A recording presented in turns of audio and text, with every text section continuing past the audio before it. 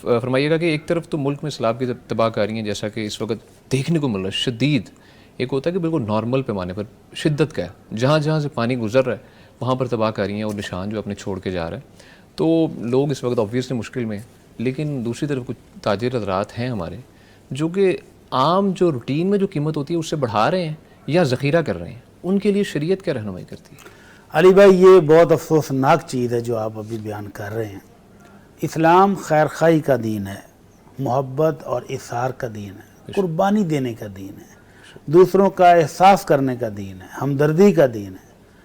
ذخیرہ اندوزی کرنا، کنجوسی اور بخل کرنا، لالچ اور ہوس کرنا، یہ منافی صفات ہیں اسلام کے، اور اسلام ان کو بالکل پسند نہیں کرتا ہے. اور جو مسلمانوں کی ضرورت کے وقت کچھ چیز ذخیرہ کر کے ان کی مصنوعی قلت پیدا کرتا ہے تو اللہ کے نبی صلی اللہ علیہ وسلم فرماتے ہیں لا یحتقر الا خاطئ، ایسا کرنے والا شخص خود اپنی جان پر ظلم کر رہا ہے، خطا کار ہے، گناہ گار ہے، اللہ کے ہاں نافرمان شمار ہوگا. اور کل قیامت کو اگر اس کا یہی گناہ صرف باقی سب کوئی معاف ہو جائے اور یہی اس کو پکڑنے کے لیے کافی ہو جائے گا کہ تو نے مسلمانوں کو تنگ دستی میں مبتلا کیوں کیا جب کہ ان کو شدید ضرورت تھی.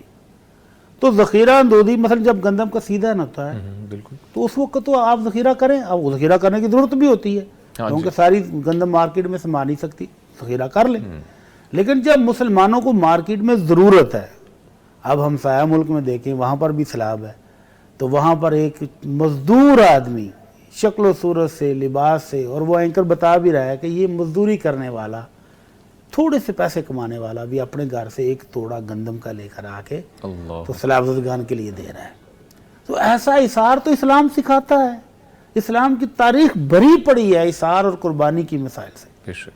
ایسے ایسے واقعات ہیں کہ بندہ حیران ہو جاتا ہے. نبی رحمت صلی اللہ علیہ وسلم نے اپنے دور میں غریبوں کی مدد کے لیے اعلان فرمایا تو جہاں حضرت ابو بکر، عمر، عثمان، علی رضی اللہ عنہم، عبد الرحمن بن عوف، بڑے بڑے صحابہ بڑا بڑا چندہ لے کر آئے تو وہاں ایک صحابی وہ بھی تھے جنہوں نے رات بھر مزدوری کی، کنویں سے پانی کھینچ کر ایک کسان کے کھیت کو پانی لگایا، اور وہاں سے جو ان کو مزدوری ملی اس میں سے آدھا اپنے گھر جنازے رکھا اور آدھا اتنا سا تھا کہ دو ہاتھوں کے درمیان وہ لے کر آیا، اور اللہ کے نبی خوش ہو گیا، فرمایا ڈھیر کے اوپر ڈالو، جن لوگوں نے پہلے ڈیروں دیا ہے اس کے اوپر جا کر تم رکھو، اللہ بھی خوش ہے، تمہارا رسول بھی خوش ہے. تو اسلام تو ایسی اثار اور قربانی کے درس دیتا ہے، کنجوسی اور بخل کے نہیں. تو ہمارے ہاں اللہ کی نعمتوں کی فراوانی ہے، شکر کی کمی ہے. بالکل ایسے گندم کی شارٹیج ہوئی تھی تو اللہ تعالیٰ نے اتنی گندم کی پیداوار دی کہ ابھی تک اوپن سٹوروں کے اندر پڑی ہے، الحمدللہ. تو اب یہ جو لوگ اس کو ذخیرہ اندوزی کر کے، چوری کر کے، مہنگی کر کے بیچنے کی کوشش کر رہے ہیں تو وہ ظلم کر رہے ہیں اپنی قوم پر، اس حالت میں جبکہ قوم سخت ضرورت مند بھی ہے. تو اس موقع پر تو ان کو اثار کرنا چاہیے. ایک سٹور میں نے دیکھا تھا پچھلے دن خبروں میں آیا، ہزاروں کے حساب سے بوریاں تھیں اور وہ سیلاب کی نظر ہو گیا. تو پھر ایسے ذخیرہ اندوزوں کے خلاف کبھی کبھی اللہ ناراض جب ہوتا ہے تو پکڑ بھی آ جاتی ہے.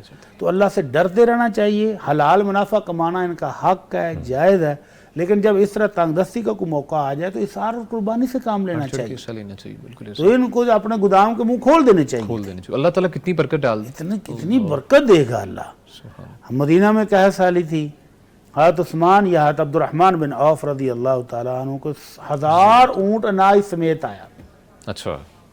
تاجر بھاگے کہ اس کو خرید لیں، تب پہلے جا گئے کیونکہ بعد میں تو ذخیرہ ملے گا نہیں. اچھا. تو بولیاں چڑھتی رہیں کہ کتنے دیتے ہیں، 1 درہم کے بدلے 2 درہم دیتے ہو، 3 دیتے ہو، 4 دیتے ہو. تو حضرت عثمان تھے غالباً یا حضرت عبد الرحمن تھے، دونوں کے واقعات ملتے جلتے ہیں. انہوں نے کہا مجھے تو 10 گنا بھی مل رہا ہے.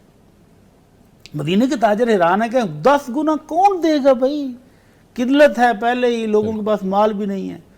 تو مجھے کہتے ہیں کہ مجھے اللہ نے 10 گنا دیا ہے کہ من جاء بالحسنۃ فلہ عشر امثالہا.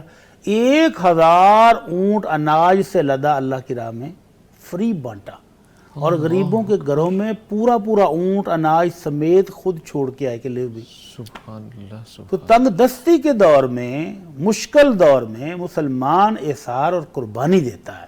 ذخیرہ اندوزی کر کے، لالچ کر کے، ہوس سے مارے ہوئے اپنے اظہار اور کردار نہیں پیش کرتے، بالکل صحیح، بلکہ ایسے کردار سے توبہ کرنی چاہیے، بالکل اور اپنے گداموں کے منہ اس مشکل وقت میں آپ کھول دیں اللہ کی راہ میں، اللہ آپ کو پتہ نہیں کئی گنا اس سے بڑھا چڑھا کے عطا فرمائے. یقین کی کمی ہے مفتی صاحب، یقین کہیں کی نہ کہیں. کمی ہے، شکر کی کمی ہے. شکر کی کمی ہے.